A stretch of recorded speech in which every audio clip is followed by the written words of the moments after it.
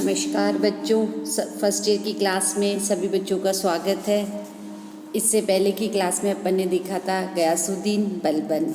बलबन को जो मैंने आपको पढ़ाया था उसके अंतर्गत बलबन की समस्याओं के ऊपर अपन ने सुना था। उसके बाद मैं आपको बताती हूँ बलबन का राज्यत्व सिद्धांत। इसके अंतर्गत अपन ने केंद्रीय शासन को किस प्रकार से बलबन ने सुदृढ़ किया था, शक्तिशाली किया था और मजबूत किया था, उसके बारे में पढ़ा था। सेना का पुनर्गठन उसने किया और सेना के अंदर जो भी अव्यवस्थाएं थी उन सबको उसने दूर किया था। आज अपन अगले इसमें पढ़ते हैं न्याय व्यवस्था, बलबन की न्याय व्यवस्था। सुल्तान पद की गरिमा को स्थापित करने के लिए बलबन ने निष्पक्ष न्याय व्यवस्था और कठोर विधान का सहारा लिया, क्योंकि इससे पहले जो सम्राट की राजत्व सिद्धांत था या सम्राट की जो गरिमा थी वो पूर्ण तरह से ख़त्म हो चुकी थी। इसलिए बलबन ने पुनः इसके ऊपर जोर दिया और कठोर न्याय व्यवस्था का उसने आश्रय लिया। उसकी न्यायप्रियता के कुछ उदाहरण हम यहाँ पर देखते हैं। बदायूं के सूबेदार मलिक बकबक, जो कि बलबन का प्रमुख अमीर था, ने सत्ता हथियाने के लिए अपने एक नौकर को मरवा दिया। जब नौकर की विधवा ने बलबन से फरियाद की और बलबन ने काफ़ी जांच पड़ताल के बाद बकबक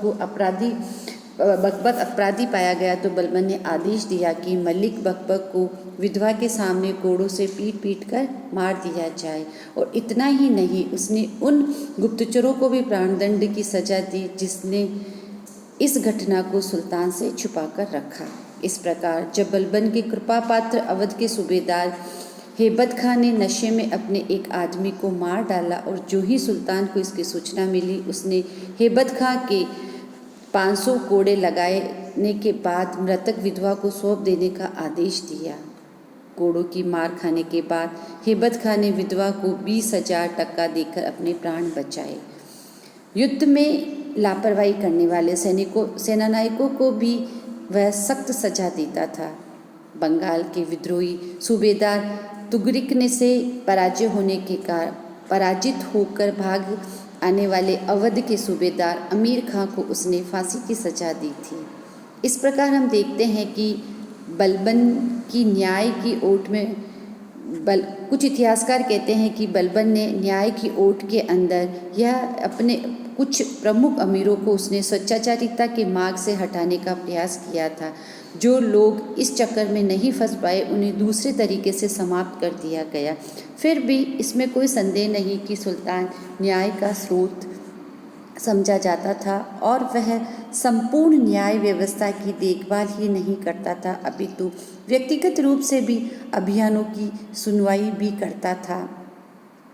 धार्मिक विवादों में न पड़ के वह राज्य और धार्मिक कार्य दोनों को अलग अलग रखता था, परंतु उसकी निष्पक्ष न्याय व्यवस्था केवल मुस्लिम जनता तक ही सीमित थी। हिंदू जनता के लिए कोई न्याय नहीं था। किसी प्रकार का उनके साथ में कोई न्यायोचित व्यवहार नहीं किया जाता था। नेक्स्ट है गुप्तचर व्यवस्था।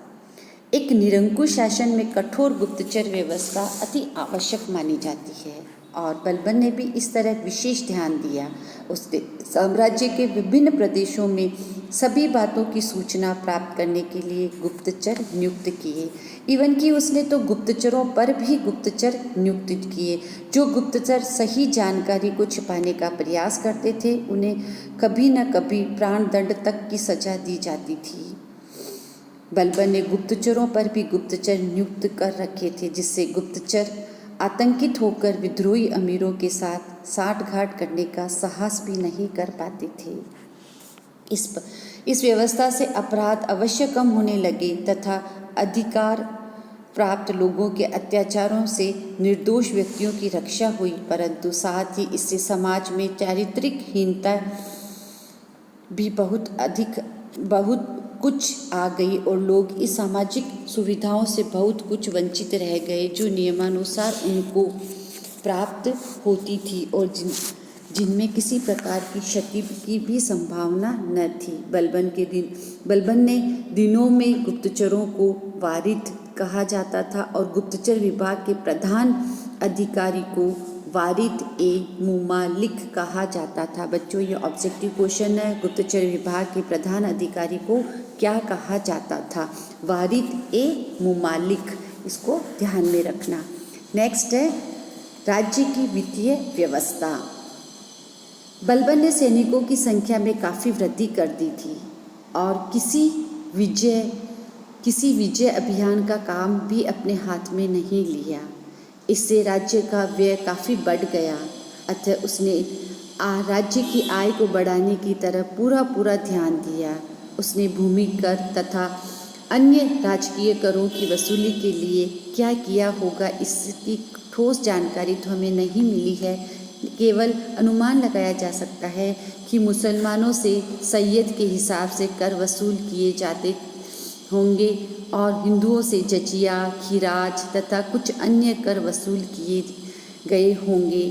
तत्कालीन स्रोतों से पता चलता है कि उसने राजकीय आय को बढ़ाकर सल्तनत की आर्थिक एवं वित्तीय स्थिति को सुदृढ़ बना लिया था।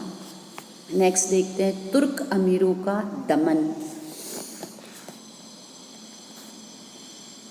बलबन ने अनुभव किया कि सुल्तान की निरंकुशता के मार्ग में सबसे बड़ी बाधा तुर्की अमीर थे, जिनका नेतृत्व चालीसा के मंडल के हाथों में था।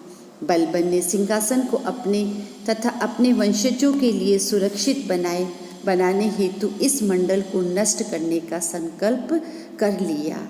इसके लिए उसने निम्न से निम्न उपायों का भी सहारा लिया। किसी को जहर देकर मरवा डाला तो किसी को किन्हीं अन्य लोगों के माध्यम से मरवा दिया। किसी को न्याय की ओट में दंडित करके प्रजा की दृष्टि में उसके महत्व को गिरा दिया। इसके अलावा उसने अपने व्यक्तिगत सेवकों के एक नए दल का गठन किया और उन्हें ऊंचे ऊंचे पद प्रदान किए। पुराने तुर्की सरदारों के महत्व को कम करने के लिए उसने निम्न तुर्कों को भी ऊंचे पद प्रदान किए। इस प्रकार बलबन चालीसा मंडल का सफाया करने में सफल रहा। इतिहासकारों का मानना है कि इससे बलबन का आतंक तो कायम हो गया, परंतु तुर्की सरदारों का सफाया कर देने का एक परिणाम यह निकला कि वे खिलजी क्रांति के समय अपने आप को असहाय अनुभव करते रहे। इसीलिए प्रोफेसर निजामी ने तुर्कों के पतन के लिए बलबन को दोषी ठहराया। नेक्स्ट देखते हैं उपद्रवकारी तत्वों का दमन। प्रधानमंत्री के रूप में भी बलबन ने दिल्ली के आसपास के क्षेत्रों में लूटमार तथा उपद्रव मचाने वाले मेवातियों का दमन किया था, परंतु वे पुनः सक्रिय हो गए और राजधानी दिल्ली तक धावा मारने लगे। इस पर बलबन ने उसका सफाया करने का निश्चय किया। आसपास के जंगलों को साफ करवा दिया गया।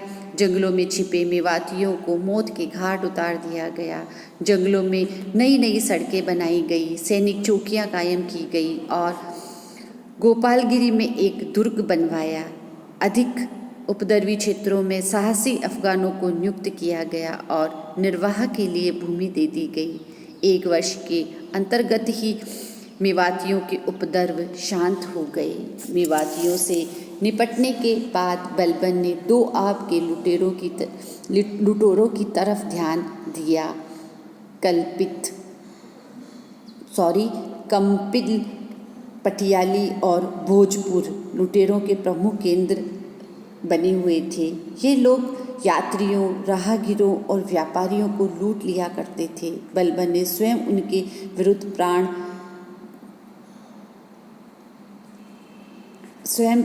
विरुद्ध उसने अभियान किया। उनके केंद्रों तथा बस्तियों को नष्ट कर दिया गया। यहाँ भी जंगलों को साफ करवाया, सड़कें बनवाई, सैनिक चौकियाँ कायम की और साहसी सैनिकों को भूमि देकर बसाया। परिणाम स्वरूप सल्तनत में शांति और व्यवस्था कायम हो गई और मार्ग लुट्टे डाकुओं से मुक्त हो गए। इसके बाद उसने कटिहार के उपद्रवियों का क्रूरता के साथ दमन किया और यहाँ भी 2 आप जैसी व्यवस्था कायम की गई। इस प्रकार देखते हैं कि बलबन ने किस प्रकार से दिल्ली के आसपास जितने भी लुटेरे थे उन सब के केंद्रों को भी नष्ट किया और आगे के लिए ऐसी व्यवस्था कायम कर दी कि कोई भी लुटेरा इस तरह से कोई लूटपाट ना कर सके। नेक्स्ट देखते हैं बंगाल की समस्या और तुगलिल का विद्रोह। बंगाल जैसे सुदूर प्रांत के सूबेदारों की दिल्ली के सिंहासन के प्रति स्वामी भक्ति सदा ही संदिग्ध रही है, मतलब शंका की दृष्टि से देखी गई है। इसका मूल कारण बंगाल का दिल्ली से अत्यधिक दूर होना और बंगाल की समृद्धि रहा। जब बलबन सुल्तान बना उस समय बंगाल में तातार खां का स्वतंत्र शासन था, परंतु उसने बलबन की अधीनता स्वीकार कर ली। कुछ वर्षों बाद बलबन ने अपने विश्वास पात्र और साहसी दास तुगरिल को बंगाल का सूबेदार नियुक्त किया। सुल्तान बलबन बूढ़ा होता जा रहा था। उत्तर पश्चिमी सीमांत पर मंगोलों की हलचल से दिल्ली में आतंक छाया हुआ था। इन परिस्थितियों ने तुगरिल की महत्वाकांक्षा को जगा दिया और उसने विद्रोह कर दिया। उसने सुल्तान मुंगीसुद्दीन की उपाधि धारण की और अपने आप को स्वतंत्र घोषित कर दिया। बलबन के विरुद्ध उसके किसी अमीर ने पहली बार विद्रोह किया। बलबन ने अमीर खां को एक बड़ी सेना के साथ तुगरिल का दमन करने को भेजा, परंतु तुगरिल ने उसे हरा दिया। कुपिल बलबन ने अमीर खां को प्राण दंड की सजा दी और स्वयं तुगरिल का दमन करने को निकल पड़ा। सुल्तान के आने की सूचना मिलते ही तुगरिल खां लखनौती से भाग गया, परंतु बलबन के आदेश से उसका निरंतर पीछा किया गया और अंत में उसको मौत के घाट उतार दिया गया। तुगरिल के परिवारजनों, मित्रों और समर्थों से भयंकर प्रतिशोध लिया गया और उन्हें हजारों की संख्या में मौत के घाट उतार दिया गया। सुल्तान के आदेश से लखनौती के बाजार में दोनों ओर सूलियां खड़ी की गई और उन पर तुगरिल के परिवारजनों, साथियों और समर्थकों को मार कर लटकाया जाता रहा। अनेक लोग इस दृश्य को देखकर मूर्छित हो गए। बर्नी का कहना है कि जैसा दंड लखनौती में दिया गया वैसा दिल्ली में कभी किसी ने नहीं सुना और ना ही देखा। इसके साथ लखनौती का शासन अपने छोटे पुत्र बुगरा खां को सौंपकर और उसे अनेक हिदायतें और चेतावनियां देकर बलबन दिल्ली लौट आया। नेक्स्ट देखते हैं लास्ट टॉपिक, मंगोल संकट और सीमांत नीति। इल्तुतमिश के समय से ही भारत पर मंगोलों के आक्रमण होते आ रहे थे और बलबन के समय उनके आक्रमणों का खतरा अधिक बढ़ गया था। मंगोल आक्रमणों से अपने साम्राज्य की सुरक्षा के लिए बलबन ने कुछ निश्चित कदम उठाए जो इस प्रकार थे। जिन मार्गों से मंगोल आक्रमणकारी आते थे उन पर नए दुर्ग बनाए तथा शक्तिशाली सैनिक चौकियां कायम की।